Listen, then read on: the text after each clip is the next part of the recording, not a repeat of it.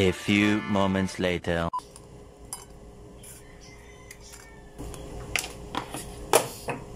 Good morning guys, good morning. Ayan, pagigising lang ni Rose guys. Nag-toast tayo ng tinapay and lagyan natin ng butter guys. Lagyan natin ng butter and lagyan natin ng ano ito, strawberry. Ito guys, i-combine natin ang butter and strawberry. Ayan, pasensya naman sa boses ko guys kasi kagigising ko lang talaga. So inaantok-antok pa nga ako kaso 7:30 na. Kailangan na natin gumalaw-galaw. Pero kanina habang ako nasa higaan, ako guys ay naghikap-hikap na. Naghikap na yung aking main channel at yung aking isang ninja. Nakabidyo ako kay Kuya RGB. Kuya RGB, mega love shout out Kuya RGB. Mega love shout out Team Original. Mega love shout out.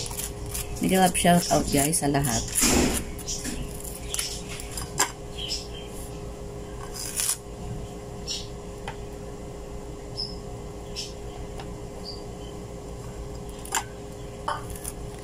Yung aking aso nag-iingay na din.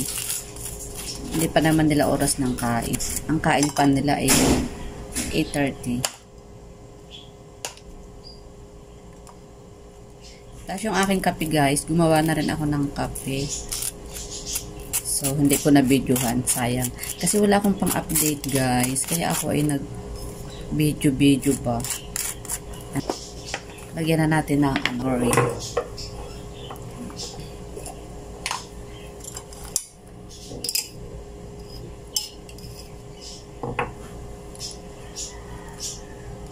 So, pag ako ay nauumay sa palaman guys, ganito yung ginagawa ko. Butter and strawberry.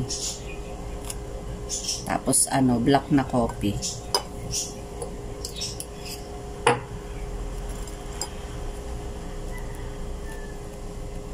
Ang nakakaumay, peanut butter at saka isang creamy peanut butter. Parang puro peanut butter. Ayan, siguro okay na to guys.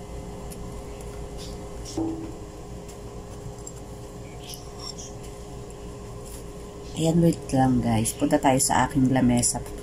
Ayan guys, yung aking coffee. Coffee black guys, para walang umay. At ito yung aking tinapay na ginawa kanina guys. Ayan, super yummy guys. At ako ay magbabasa guys ng Bible kasi habang tayo ay nagbe-breakfast guys, tayo ay magbasa ng Bible. Good morning, good morning. Good morning guys. Ayan guys, mag-coffee tayo. Black coffee at yung ginawa kong tinapay kanina. Ayan, isa na lang. Isa na lang guys, kinain ko na yung isa. Sabi ko ay magbibideo ako ng pang update kay Lolo. Kasi ilang araw na akong walang update, wala akong upload. So live na lang ako.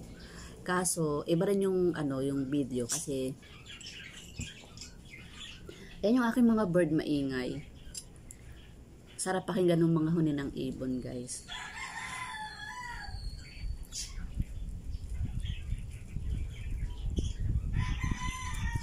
Naparami yung lagay ko ng strawberry.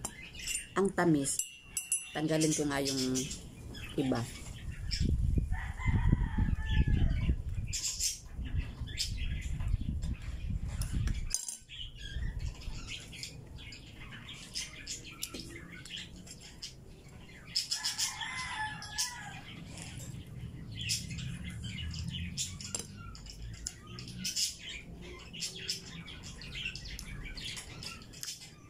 Ang sarap pakinggan ng mga ibon namin. Tapos medyo malamig ngayon yung medyo malamig mahangin. Maya mainit na ulit.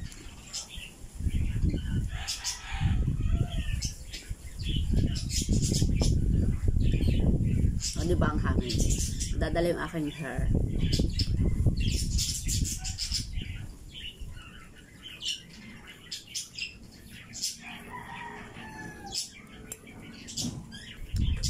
Nagbasa ako kanina ng Bible.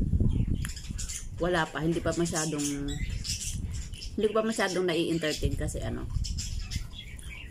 wala pa akong makitang verse na babasahin. So mamaya siguro ako ay magbabasa ng ng seryoso.